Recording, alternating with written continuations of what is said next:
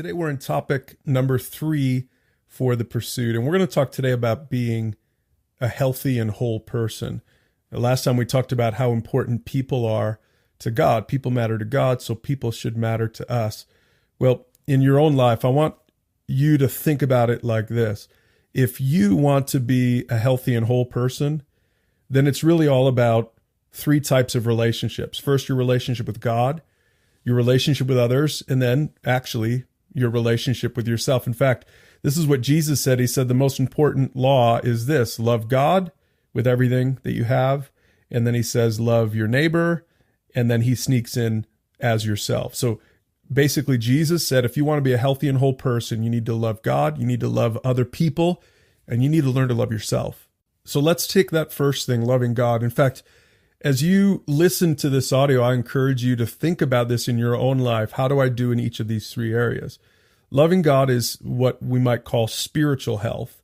And it's all about letting Jesus fix the brokenness at the core of your being. Now, we'll talk about that a little bit more in the next topic. But for now, I want to make sure that you understand, wherever you come from spiritually, however long you've been going to church or pursuing God, that at the end of the day, if you really want to be a healthy and whole person, then you need to get your relationship with God right. And so that means we're going to talk later about submitting your attitudes and your actions to God so that you can start living from the inside out.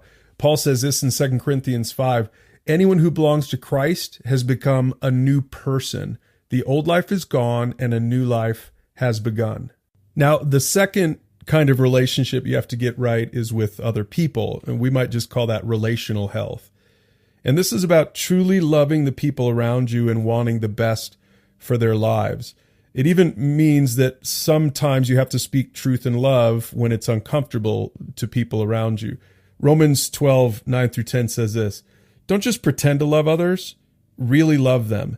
Hate what is wrong, hold tightly to what is good, love each other with genuine affection, and take delight in honoring each other. Now, famously, Jesus talked about the kinds of people that we should love, that we shouldn't just, love the people we get along with, but we should even love our enemies. Think about it in your own life. Who is it that you have a hard time loving?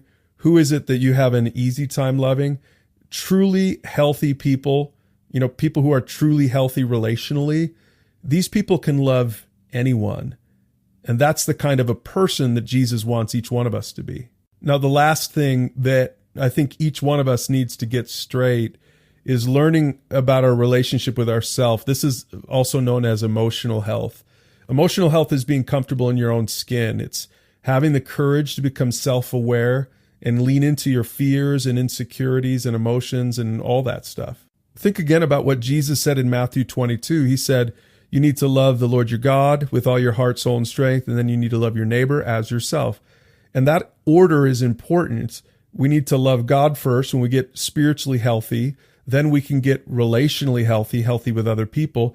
And then finally, I think this is when you can start to get emotionally healthy. You can start dealing with some of your own insecurities, some of your own hang-ups in your own life. And when you can be this kind of a person who has spiritual health, relational health, and emotional health, then you can be whole.